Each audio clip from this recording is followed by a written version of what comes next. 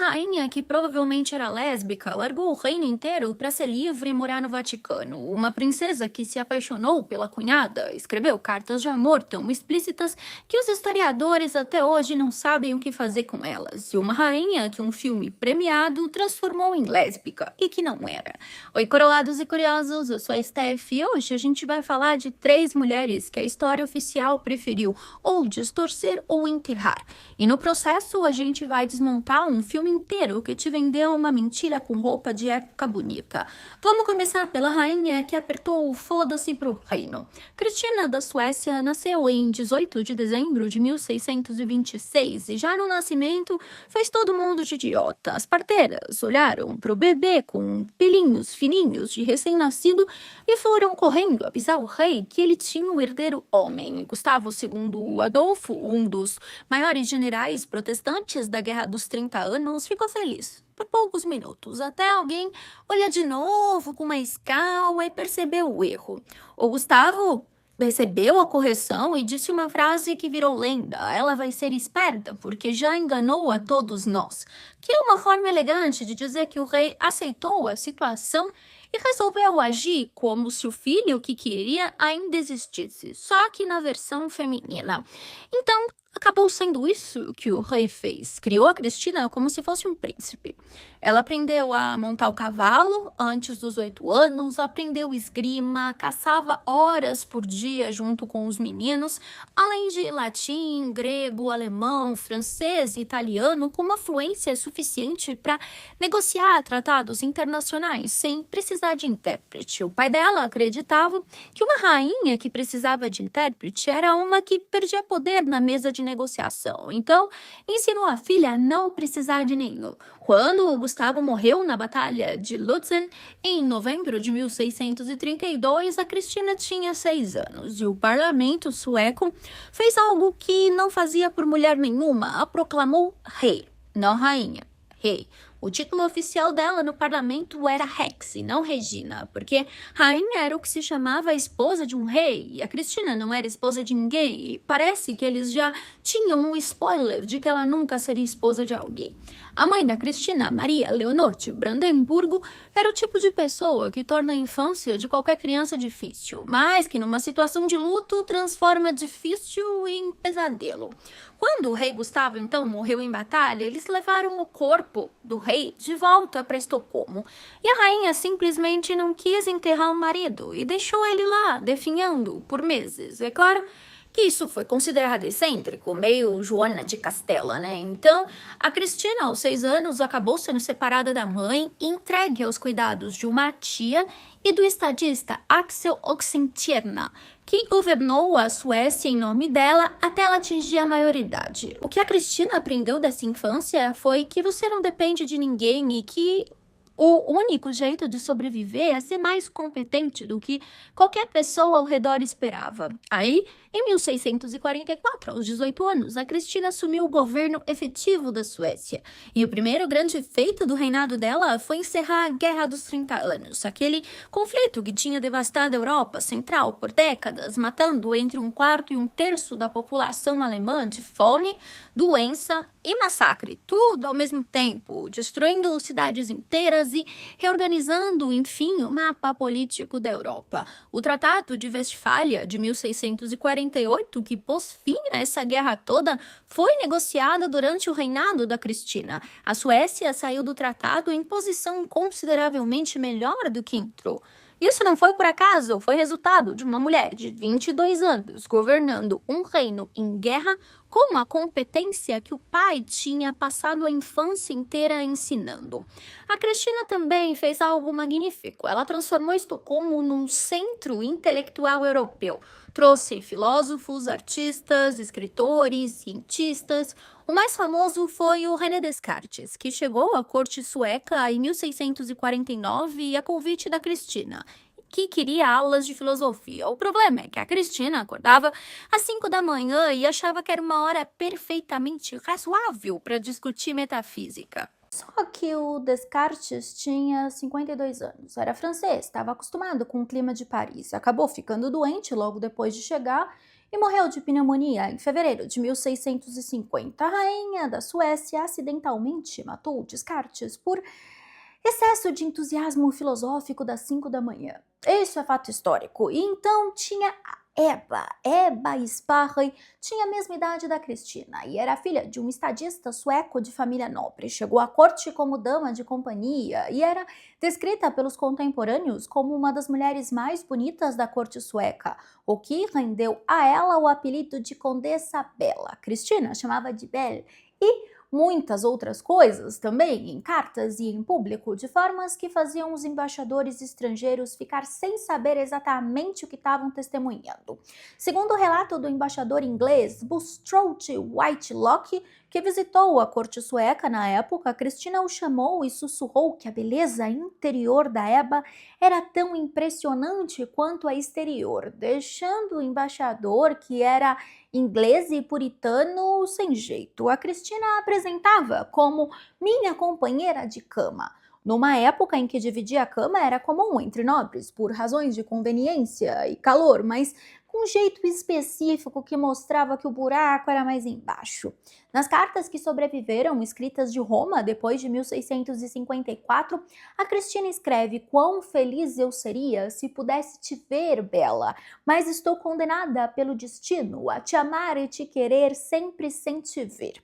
A Elba casou em janeiro de 1653 com Jacob Casimir. Alguns historiadores dizem que foi a Cristina que sugeriu o casamento como forma de regularizar a situação da Elba na corte. Outros dizem que a família da Elba pressionou pelo casamento exatamente por causa da proximidade com a rainha. O que os registros mostram é que depois do casamento da Elba, a Cristina começou a falar mais abertamente e seriamente em abdicar. A Elba morreu em março de 1662, sem ter encontrado a Cristina, depois da abdicação e com 36 anos.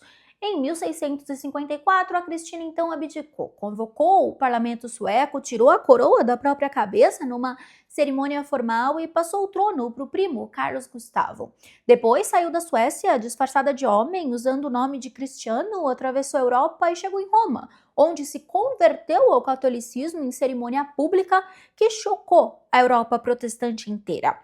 Em Roma, a Cristina reuniu em torno de si um círculo intelectual que se tornou o mais importante da cidade, com poetas, músicos, filósofos, compositores como Arcangelo Corelli e Alexandro Scarlatti, que lhe deram e dedicaram obras. Esse círculo, que ela patronizou até a morte, deu origem à Academia dell'Arcadia, fundada formalmente em 5 de outubro de 1690, um ano depois da sua morte, pelos 14 intelectuais do círculo dela em homenagem à rainha. A academia elegeu a Cristina como cabeça simbólica póstuma, com o título grego de Basilissa, a rainha. Por 200 anos, a Academia dell'Arcadia foi uma das principais instituições culturais da Europa. A Cristina não viveu para vê-la inaugurada, mas foi ela quem criou o ambiente que a tornou possível. Morreu em 19 de abril de 1689 com 62 anos e está enterrada na Basílica de São Pedro, no Vaticano, uma das pouquíssimas mulheres não santas a receber essa honra. Em 1965, a Suécia resolveu exumar o corpo para tentar ver se ela era hermafrodita. Olha isso. E eles encontraram um esqueleto tipicamente feminino. A Cristina da Suécia usou roupas masculinas a vida inteira, tinha voz grave, cabelos curtos e movimentos que os contemporâneos descreviam como masculinos, mas ela era uma mulher. Ela escreveu nas próprias memórias que a Eba foi o grande amor da sua vida. Disse ao parlamento quando perguntaram sobre casamento: não tenho intenção de te dar razões, eu simplesmente não sou adequada para o casamento. E até rezou para mudar essa inclinação, inclusive em Roma, e Deus não respondeu. E ela foi embora de qualquer forma da Suécia. A história chama ela de excêntrica, eu chamo ela de consistente com seus valores. Agora vamos falar da princesa, que assumiu em suas cartas que era apaixonada pela cunhada. Isabel de Parma nasceu em 31 de outubro de 1741, filha de Filipe, duque de Parma, que era filho do Felipe V da Espanha, e da Luísa Isabel da França, filha do Luís XV da França. Isso quer dizer que ela tinha no currículo genético tanto a coroa espanhola quanto a francesa. Era prima de praticamente todo mundo. O que importava na Europa aristocrática do século XVIII preciso fazer um vídeo sobre os Habsburgo. E o casamento dela seria inevitavelmente uma questão de política internacional antes de ser qualquer coisa. Em outubro de 1760, com 18 anos, ela chegou a Viena para casar com o futuro imperador José II do Sacro Império Romano. Era um casamento de alto valor político na aliança franco-austríaca que a Maria Teresa tinha construído com muito esforço, a mesma aliança que produziria o casamento da Maria Antonieta com o Luís XVI da França. Isabel chegou, conheceu José e ele se apaixonou muito, de forma intensa e absoluta. As cartas dele que sobreviveram descrevem uma devoção que vai além do que se esperava de um arquiduque Habsburgo em casamentos políticos. Mas a Isabel tinha outra prioridade, porque ela se apaixonou por Maria Cristina da Áustria, irmã do marido. A Maria Cristina, chamada de Mimi pela família, era 4 anos mais velha que a Isabel e era a filha favorita da Maria Teresa, a única com quem a imperatriz concedeu o privilégio extraordinário de escolher o próprio marido. As cartas que a Isabel escreveu para Maria Cristina sobreviveram nos arquivos imperiais de Viena. São cartas de amor, não amizade intensa do século XVIII que os estudiosos modernos leem com lentes contemporâneas. São cartas de amor no sentido mais discreto que a linguagem do período barroco permitia, e o período barroco permitia bastante em termos de intensidade emocional expressa. Isabel escreve sobre o desejo físico de estar perto da Mimi, sobre o sofrimento da separação, sobre como o que sente por ela é diferente de tudo o que conhecia antes. Uma das cartas mais citadas pelos historiadores, ele escreve que ama a Mimi mais do que a qualquer criatura terrena, com um amor que eu não consigo controlar e não quero controlar. A Isabel também escrevia sobre a si mesma com uma lucidez perturbadora. Escrevia que se considerava pecadora pelos padrões de Deus e não fala mais sobre isso. Ela também escreve sobre a morte com uma intensidade que mostra uma depressão genuína combinada com aquela espiritualidade intensa do catolicismo do século XVIII. O marido amava Isabel com uma intensidade que tornava a situação ainda mais complicada. Ele estava genuinamente apaixonado por uma mulher que estava genuinamente apaixonada pela cunhada, pela irmã dele.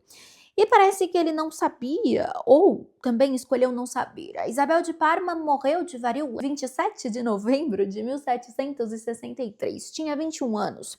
Tinha passado 3 anos na corte de Viena. As cartas para Maria Cristina, Mimi, ficaram nos arquivos. Ela guardou todas. E quando os historiadores as encontraram, ficaram com um problema de como classificar o que estavam lendo, porque as categorias disponíveis amizade, devoção, espiritualidade intensa claramente não cobriam o que estava nas páginas. O José ficou destruído pela morte da Isabel de uma forma que os contemporâneos registram com um colapso emocional completo. Ele recusou a se casar de novo por anos, mas foi obrigado a ceder à pressão política, e aí em 1765 se casou com Maria Josefa da Baviera, o segundo casamento que foi um desastre, que ele não tentou disfarçar. Descreveu a esposa em cartas como fisicamente repulsiva e emocionalmente distante. A Maria Josefa, a segunda esposa, morreu de varíola em 1767, sem que o casamento tivesse chegado a lugar nenhum. José